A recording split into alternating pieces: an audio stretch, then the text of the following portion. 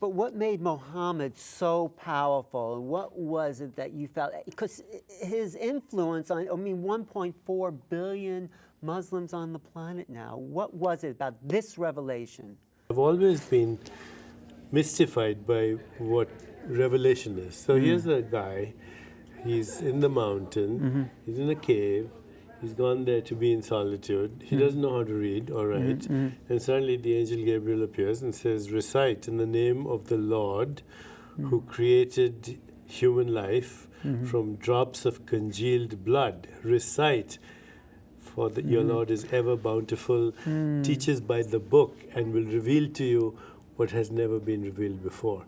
I mean, that must be a stunning experience. Right. And frightening to him, actually. It's frightening, and history is dotted with people who've had divine revelation, all with their different take, filtered through their culture and their personality. What was startling about this revelation is he doesn't claim to be connected to the divine as in divinity. Jesus, after all, I'm the Son of God. Right. Besides, Jesus is conceived of virgin birth.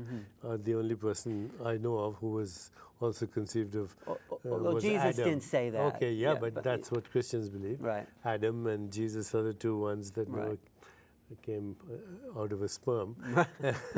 And then, Buddha says, I'm enlightened and I can show you the way. Muhammad doesn't say that. Muhammad says, I'm a man among men, and everything that good happens comes from Allah, and everything that's not so good, I'll take the responsibility and the blame. He also has, what we would call, I think today, in all fairness, he has shadows, and he has a struggle. He, on the one side, there's the awe of revelation, and on the other side, he's surrounded by violence, and he gets sucked into it too. So, I think for me, Muhammad is not so clear. He's full of paradox, ambiguity at some points, contradiction.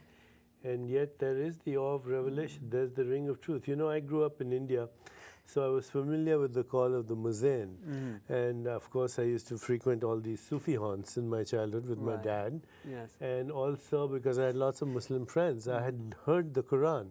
Now, it's very interesting when you hear the Quran, because even if you don't know the language, it has that grammatical quality that is called onomatopoeia, where the sound echoes the sense. So in English, for example, Dry clashed his harness in the icy caves, and the bare black cliff clanged round him as he based his feet on juts of slippery crag that rang sharp smitten with the dint of armed heels. That's Tennyson, who was a master of onomatopoeia. Words and expression. And Shakespeare, to a great extent, he brought that. But this is that kind of quality of recitation from a man. When he hears the word recite, he doesn't know what's happening to him. And then he goes on to actually come up with this absolutely amazing stuff.